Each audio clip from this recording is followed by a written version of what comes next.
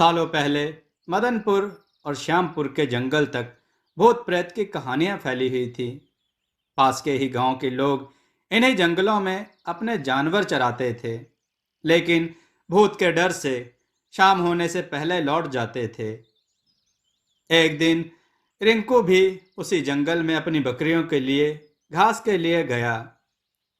अक्सर काम से जी चुराने वाला रिंकू मजबूरी में जंगल आया था, इसलिए उसका मन घास काटने का बिल्कुल भी नहीं था।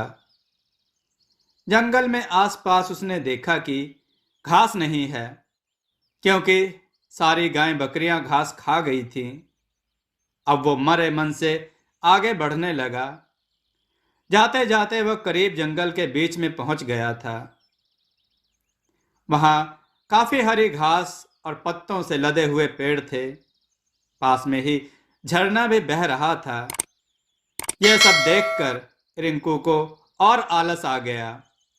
उसने सोचा कि कुछ देर पत्थरों पर बैठकर आराम कर लेता हूं।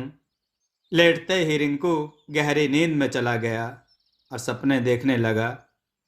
सपने में ही रिंकू जंगल का रास्ता भूल गया था और उसने एक अजीब से आदमी को भी देखा। आदमी की शक्ल इतनी डरावनी थी कि रिंकू की नींद खुल गई। डरा हुआ रिंकू एकदम उठा और बकरियों के लिए घास काटने लगा। भले ही वह घास काट रहा था, लेकिन उसके जहन से सपने वाले उस डरावने इंसान की शक्ल जा ही नहीं रही थी। रिंकू घास जल्दी जल्दी काट रहा था, क्योंकि सूरज लगभग ढलने ही वाला था। उसने कुछ देर बाद दो लोगों की आवाज सुनी। वो दौड़ता हुआ उस आवाज की तरफ बढ़ने लगा। उनके पास पहुंचकर रिंकू कहने लगा, मुझे मेरे गांव जाने का रास्ता बता दीजिए। उसकी बात सुनते ही वो दोनों वहां से एकदम से गायब हो गए। उन्हें एकदम से गायब होता देख हैरान रिंकू बेहोश हो गया। कुछ देर बाद जब रिंकू को होश आया तो उसने अपने सामने वही सपने वाला डरावना आदमी देखा। उसकी आंखें लाल रंग की थी और दांत बाहर निकले हुए। किसी तरह से खुद को संभाल कर रिंकू वहां से पागलों की तरह दौड़ने लगा। उसी वक्त एक भालू उससे टकरा गया। उसने ऐसा झपट्टा मारा रिंकू पर कि वो नीचे गिर गया। तभी भालू भी आदमी की शक्ल में आ गया। वो भी अजीब और डरावना था। हाथ टेढ़े मेढ़े, होंठ फटे हुए और पैर उल्टे थे। इधर जंगल में फंसे रिंकू को कुछ समझ नहीं आ रहा था कि उसके साथ हो क्या रहा है। उधर उसके घर वाले परेशान हो रहे थे। रात के 10 बज चुके थे, लेकिन रिंकू घर नहीं लौटा था। उसका भाई उसे ढूंढने के लिए जंगल की तरफ निकल गया। रिंकू का भाई एक पैर से ठीक से नहीं चल पाता था, इसलिए मदद के लिए उसके माता पिता के साथ गांव के कुछ लोग भी निकल पड़े थे। जंगल पहुंचने के बाद सबने रिंकू के भाई और मां को जंगल के बाहर के हिस्से में ही रुकने के लिए कहा और खुद टार्च और कुछ हथियार लेकर अंदर चले गए। करीब 3 से 4 घंटे तक सबने जंगल के चारों ओर उसे ढूंढा, लेकिन वो कहीं नहीं मिला। बस अब जंगल का अंदरूनी और हिस्सा ही बचा था। लगभग सुबह के 4 बज रहे थे, इसलिए सबने सुबह होने का इंतजार करने का फैसला लिया और कुछ देर जंगल में ही बैठ गए। सुबह होते ही सब आगे बढ़े और रिंकू की तलाश शुरू की, लेकिन वो कहीं भी नहीं मिला। सब थक हार कर अपने अपने घर लौट आए। रिंकू किसी एक कोने में भूख प्यास से तड़पता हुआ पड़ा था।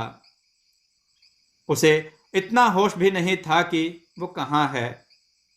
रिंकू का परिवार भी 3 दिन से उसकी याद में परेशान था। रिंकू के भाई के मन में हुआ कि वो पक्का किसी मुसीबत में ही होगा। अब मुझे भगवान को याद करना चाहिए। उसने तुरंत नीम के पेड़ के नीचे गड्ढा खोदना शुरू कर दिया। भाई लौटेगा, भाई लौटेगा कहते कहते किसी तरह से उसने गड्ढा खोद लिया अब रोज सुबह वह उस गड्ढे में जल और दूध चढ़ाता था। उसका मानना था कि उनके देवता उसी नीम के नीचे ही रहते हैं। वो रोज सुबह उसी नीम के पास बैठ जाता और उसे कोई भी उठाने के लिए आता तो उसे धक्का मार देता था। नीम के पेड़ के नीचे बैठकर रिंकू का भाई बस यही कहता था कि मेरा भाई आएगा, उसे मेरे भगवान लेकर आएंगे।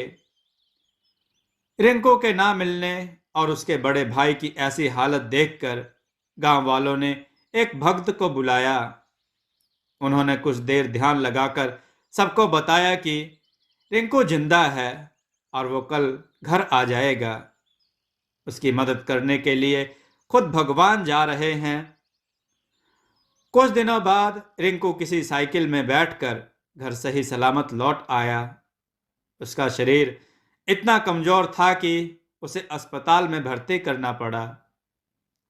करीब 3 दिन बाद उसकी तबीयत ठीक हो गई। अब रिंकू के भाई ने पूछा कि तुम्हें क्या हुआ था और किस तरह से तुम बचे।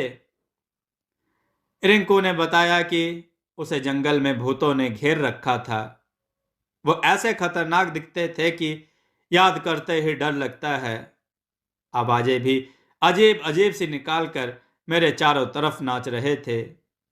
मुझे लगता था कि मैं कभी नहीं बच पाऊंगा, लेकिन भगवान से खुद को बचाने की मिन्नतें करता था।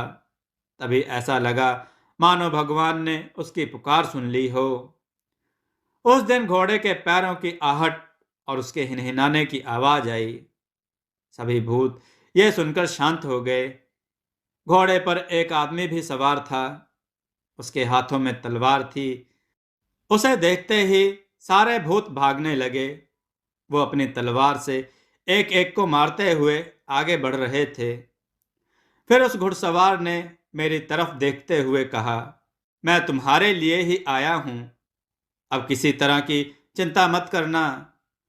सुबह होते ही तुम्हें कोई ना कोई लेने आ जाएगा। अभी तुम आराम करो। रिंकू ने आगे कहा कि उनकी इतनी बात से ही दिल को सुकून मिल गया।